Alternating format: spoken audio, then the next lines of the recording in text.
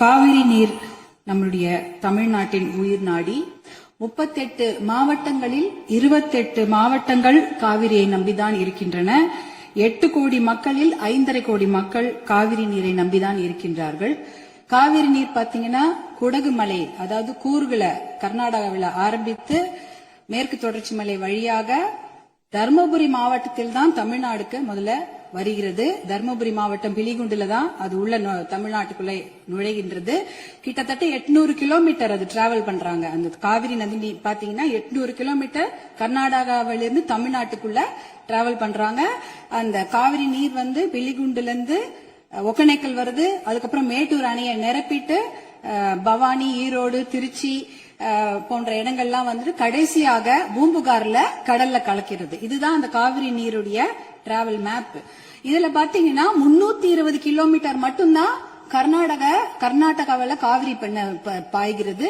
Border, அதாவது அந்த பார்டர்ல வந்து 60 கிலோமீட்டரும் தமிழ்நாட்டுக்குள்ள 420 கிலோமீட்டர் காவிரி நதி நீர் ஓடுகிறது. அப்படி என்றால் நமக்கு தான் அதிகமான உரிமை.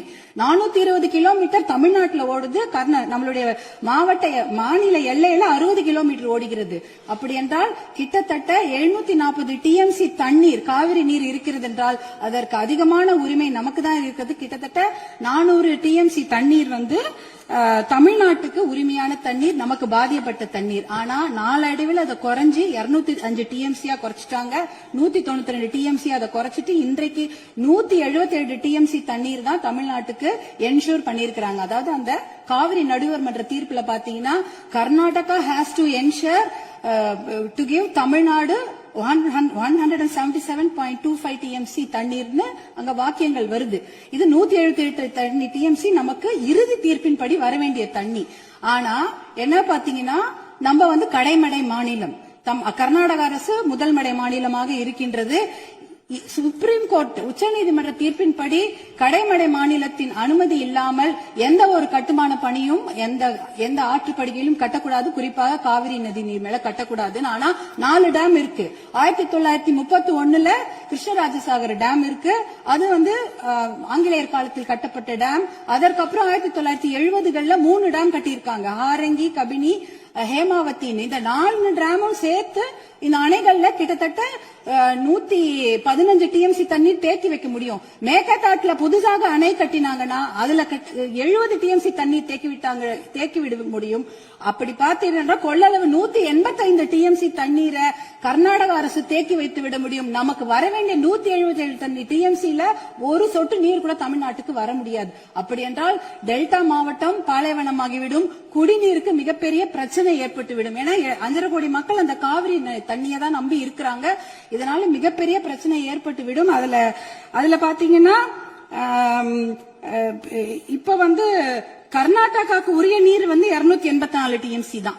நமக்கு இருக்கிறது வந்து 404 டிஎம்சில இருந்து குறைஞ்சு 177 டிஎம்சி ஆக்கிட்டாங்க. அதனால இத வந்து நம்ம ஒரு மிகப்பெரிய பிரச்சனையாக எடுத்துக்கொள்ள வேண்டும். மாண்புமிகு முதலமைச்சர் அவர்கள் கொண்டு வந்த அந்த தீர்மானத்தை, காவிரி நீர் படுகையில எந்த ஒரு கட்டுமான பணியோ அணைக்கட்டோ கட்டக்கூடாது என்ற தீர்மானத்தை பாட்டாளி மக்கள் கட்சி முழுமனதாக வரவேற்கிறது.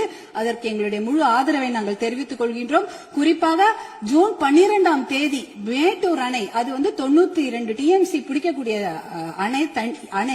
ஆனா அதுல இன்னைக்கு பாத்தீங்கன்னா 40 டிஎம்சி தண்ணி தான் இருக்கு.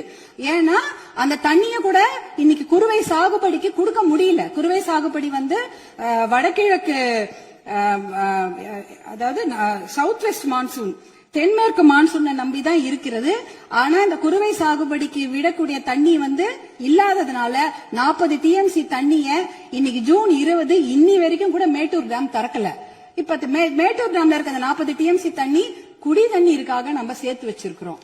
அடுத்த வருஷம் அந்த மேகதாட்டு அணையை கட்டிவிட்டார்கள் என்றால் அதற்கப்புறம் அந்த குடித்தண்ணீர் கூட நம்ம மிகப்பெரிய பற்றாக்குறை ஏற்பட்டுவிடும். இதையெல்லாம் கருத்தில் கொண்டு நாம மேகதாட்டு அணைவையோ எந்த ஒரு கட்டுமான பணியோ கர்நாடக அரசு கட்டாமல் பார்த்துக் கொள்ள வேண்டும். உச்சநீதிமன்ற தீர்ப்பு தமிழகத்துக்கு சாதகமாக இருக்கிறது. காவிரி நடுவர் மன்ற தீர்ப்புகளும் நமக்கு சாதகமாக இருக்கிறது. இதை நாம் முனைப்புடன் இருந்து தொடர்ந்து செயல்பட்டு இந்த மேகதாடு அணை கட்டுவதை தவிர்க்க வேண்டும். அதற்காக மாண்புமிகு முதலமைச்சர் கொண்டு வந்த இந்த தீர்மானத்தை பாட்டாளி மக்கள் கட்சி முழு மனதாக வரவேற்று ஆதரவளிக்கிறது. வாய்ப்பு கொடுத்ததற்கு நன்றியை தெரிவித்துக் கொள்கின்றேன். நன்றி, வணக்கம்.